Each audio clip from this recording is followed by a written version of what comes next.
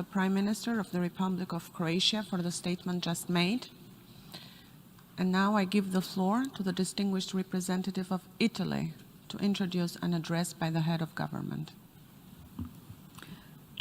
Thank you, Madam President. Madam President, I have the honor and the pleasure to introduce the pre-recorded statement of His Excellency Giuseppe Conte, Prime Minister of Italy.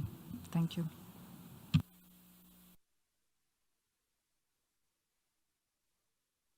Mr. President, Mr. Secretary General, distinguished delegates, ladies and gentlemen. 75 years ago, from the ashes of a global conflict that devastated nations and peoples, the birth of the Organization of the United Nations marked a new beginning for world history, founded on the shared values of freedom, peace, and democracy. Today we are faced with an equally dramatic reality, albeit caused by different, unprecedented evils. An invisible enemy has upended our lives and consolidated habits. It has caused victims and suffocated the world economy, forcing us to suspend our social relations and limit our freedoms. The COVID-19 pandemic has indiscriminately plagued every region and people of the world, putting humanity once again to the test. This tragedy has changed us, but has also offered us the opportunity for a new beginning that is up to us to seize. After these months of suffering, we look each other in the eye differently, calling on a new sense of reciprocity and renewed spirit of solidarity. Italy was the first country in Europe and in the West to have faced the emergency on a large scale. Our country has become the symbol of a collective effort, a human effort before being a health or political one, later serving to benefit the entire international community. In the most traumatic weeks of the emergency, Italy was able to see firsthand the support and friendship of the world community. Many were the demonstrations of solidarity and assistance, and many, I wish to underscore, were the testaments to the strength, resilience, and courage of my fellow citizens, to whom, even in this General Assembly, I feel a duty to say thank you for the extraordinary responsibility you have shown. Our country has overcome with determination the most acute phase of the health emergency, building on the experience gained directly on the ground, on the front line, in hospital corridors and research laboratories. Efforts that we today wish to share in a reinvigorated multilateral system, with the United Nations at its core, to turn into reality the idea of a world fit to tackle the challenges posed by the pandemic. From the very start, we proposed the constitution of an international alliance in the fight against COVID-19. This initiative has enabled us to mobilize in record timing more than 40 billion euros as the global response of the European Union to the crisis, in particular to guarantee equal and universal access to a vaccine, diagnostics, and therapeutics. Italy considers these to be global public goods, with the objective of leaving no one behind.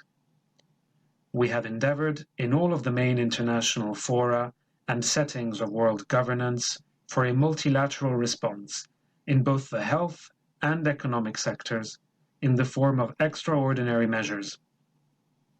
The lesson that our national community has learned from this difficult experience is in all of its complexity one very simple thing, that health is a common, inalienable good, and as such it must be guaranteed for every woman and every man on the planet. Today I am proud not only that Italy, with its scientists, researchers, and businesses, has taken on the mantle of some of the most advanced projects on vaccine research. I am particularly proud to say that our contribution and research will be a collective heritage. The vaccine will be made available to all peoples. We cannot afford to look to the future of our planet and of our children with selfishness, ignoring the fact that healthcare risks becoming a luxury in too many parts of the world. The hope of soon beating the pandemic should not coincide with the wish to return to our old notion of normal. We should want more, imagine and reinvent a different world, because our previous reality was not the best possible one. It was perfectible. The challenge for each and every one of us is to improve who we are. It is the life lesson that the pandemic has written on our agendas. Ignoring it while turning page without confronting it would be an unforgivable mistake. The European Union understood the scope of the challenge to rethink our world, make it more sustainable, more green, more digital, more inclusive. The Next Generation EU, together with the measures of the European Central Bank, represents a historic opportunity to look to Europe as an indispensable guidepost for our global partnership for a new future. Last week's announcement by the President of the European Commission, Ursula von der Leyen, of a global health summit to be held in Italy in 2021, precisely during Italy's G20 presidency, is a testament to our determined commitment to deliver. It will be a time for coordination, but also a tangible demonstration of renewed multilateral cohesion, based on the pursuit of collective well-being. A decisive step toward the crucial role of international cooperation in which we place our strongest hopes. It is in this spirit that Italy now advances an approach inspired by the ethics of vulnerability, which calls on all members of the international community to assume their share of collective responsibility for global public goods, such as fundamental human rights, health, education, sustainability, social and institutional resilience. Mr. President, we are well aware of the responsibility that, with the G20 presidency, our country will be vested with to lead global efforts. We especially cannot ignore the particular moment in history our global community is living, to which our work in this august assembly will be added. We firmly believe that the upcoming G20 in Italy can be an opportunity for a collective renewal, a time to solidify that sense of community that every nation nourished in the darkest hours of the pandemic. We can leverage the synergy and brother and sisterhood necessary to transform the tragedy of what happened into an opportunity for rebirth and regeneration. We can imagine together a new humanism that puts people front and center. Italy's agenda will focus on people, planet, and prosperity. We call them the 3 Ps. We wish to seize opportunities for change by fighting injustice and inequity, because a more equitable and inclusive society is not only more just, it is also more prosperous and, globally, more democratic. Particular attention will be given to the empowerment of women, to small and medium enterprises, to precarious workers. Access to digital technology, which for too long has been a source of inequity, should become a driver for growth, offering opportunities to all. These efforts fall within the 2 pillars of Agenda 2030 and the Paris Agreement. We will be promoting sustainable, inclusive, and resilient growth. The pandemic has opened new horizons for strategies to fight climate change and for environmental protection. We will thus need to work together so that our renewed ambitions regarding climate change are not disconnected from the promotion of investments and policies for socio-economic recovery. The European Green Deal is now more than ever necessary to win this challenge of the green transition. Safeguarding biodiversity, protecting the oceans, and reversing soil erosion represent essential variables in combating climate change. For this reason, they must all come together as part of the same shared narrative. The momentous appointments of the high-level event on climate action and the Summit on Biodiversity will see us hard at work at the sidelines of this ministerial week to ensure a sustainable recovery. Our partnership with the United Kingdom in organizing the 26th Conference of the Parties to the UN Framework Convention on Climate Change will reaffirm Italy's role in this sphere. We will be particularly focused on increasing youth involvement in the debate on fighting climate change.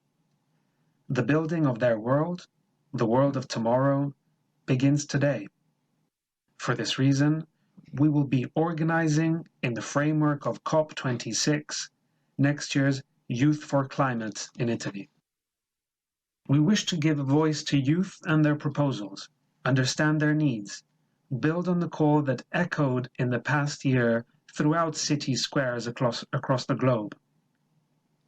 It is not simply about inclusivity and intergenerational justice, principles which are, among others, enshrined in the Paris Agreement. For us, it is a moral imperative. In this spirit, Italy supports its partner countries, and in particular those that need it the most, in building together a future resilient to climate change and efficient in its use of resources. The society we want to rebuild in the aftermath of the pandemic must prioritize the promotion and protection of human dignity in all its forms, without distinction, without exclusion. To this end, Italy will continue to place at the center of its foreign policy action the protection of inalienable human rights in every international forum, starting with the mandate it is currently fulfilling as tangible proof of our active commitment in the Human Rights Council. Our distinctive initiatives in this field are traditionally directed towards abolishing capital punishment. This year, an 8th resolution for a universal moratorium against the death penalty will be submitted to the General Assembly.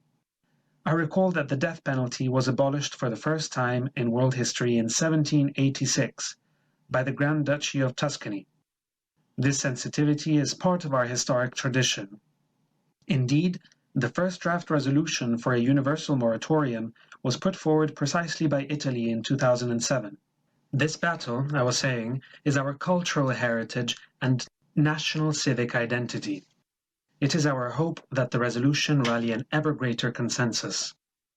However, we will not be able to pursue the goal of a society founded on the respect of human rights if we do not prioritize the rights of women. The health crisis has shed an even brighter light on the vulnerability, discrimination, abuse and violence which women still today endure throughout the world. By the same token, however, the crisis and emergency have also shined a light on their strength and their invaluable, irreplaceable role. This year we are celebrating an important anniversary. 25 years have passed since the 4th Beijing World Conference. This should be an opportunity to take stock of the successes, but also to forge ahead with more work that must be done to hold true to our shared commitments to realizing full, effective gender equality. Mr. President, in many parts of the world, the pandemic has descended upon situations of conflict and severe crises with potentially devastating consequences. This is why we have immediately supported the appeal launched by Secretary General Guterres in March for a global ceasefire. Italy firmly believes that matters of peace and security should be tackled by way of prevention, mediation, and consolidation of peace. Situations of conflict require a multi-dimensional approach comprising development, politics, culture, justice, and human rights. We must give back primacy to the politics with a capital P, diplomacy, dialogue, and, allow me to underscore, compelled by my legal background, international law over military options. We should not only do so to fulfill our natural aspirations toward peace, but because history, the most recent even more so than earlier chapters, shows that the recourse to arms is not sustainable nor lasting. We thus stand without fail beside the United Nations in the promotion of stabilization processes by investing all of our political capital, as well as by making a determined, concrete contribution to the Secretary General's peacekeeping initiatives. This action responds to the widespread instability that, unfortunately, continues to afflict the entirety of the greater Mediterranean, stretching east to Afghanistan and increasingly affecting directly the Sahel and the Horn of Africa in the south. Across this vast and complex region, Italy will continue to make a proactive and multi-dimensional contribution to peace, security, and development. Today we can look with hope to the timid but encouraging developments in the peace process in Libya. Its chances of success are tied to two factors: the respect of the Libyan people's ownership of an inclusive solution and the essential mediation role of the United Nations. We must stop external interferences and meddling. The ceasefire, despite its fragility, has finally reopened a space for intra-Libyan dialogue, and the recent talks in Montreux send a strong signal that we must heed and protect. There is no better way to sustain peace than to show its advantages to the very peoples touched by the conflict. For this reason, the next step to take in Libya will be to allow for a resumption of oil production throughout the country, promoting an equitable management of resources to the benefit of the entire, and I mean entire, Libyan population. The humanitarian initiatives that, through the invaluable work of UN agencies and Italy's strong support, touch every part of the country, must continue to be supported as they complement the path toward a political solution, the only solution that can guarantee lasting peace and stability for Libya. Just over 2 weeks ago, I visited Lebanon to personally bear testament to Italy's solidarity to a people that, in the midst of a severe economic, political, and health crisis, found itself grappling with the horrible tragedy that struck Beirut on August 4th. I also wish to encourage its institutions to continue to take heed of the Lebanese people's demand for reforms that can no longer wait. Italy immediately took to the front lines in the collective effort, led by the United Nations, to overcome the current emergency and support future reconstruction. Italy will continue to do so, contributing to the stabilization efforts conducted by UNIFIL mission, currently under Italian command. Among the negative effects that the pandemic has caused in crisis areas is the worsening of the already dire vulnerabilities of migrants. Irregular migration flows are a global challenge, and as such can be overcome only through a multilateral response of the international community. What is needed is action structured around the principles of solidarity and accountability, and founded on partnerships with the countries of origin, transit, and destination of flows. We thus need collective action against the networks of traffickers of human beings. At the same time, we must nurture a long-term vision that starts with tracing back to the root causes of these movements. Italy, as a country of entry into the European Union, is once again on the front line to support a change in perspective leading to a multi-level European governance based on genuine solidarity and the development of secure channels for legal migration. Mr. President, we must ensure that the organization fulfill its mandate in the best way possible, realizing the founding principles of its charter, which are still today a vital point of reference for the international community, by rallying our efforts around the process of reform of the United Nations Security Council. We must make this process more democratic, more effective, and more representative of the entire UN membership. The invisible enemy of today has yet to be defeated and is still causing victims and uncertainty. The pandemic has cast a light on our weaknesses, but also on our strengths as an international community. It has taught us that only together can we turn this dark page. It is, once again, time to embark on a new journey. It is time for courage, time for vision, as it was 75 years ago. Let us all therefore renew our commitment to work together to build the future of our children. Thank you.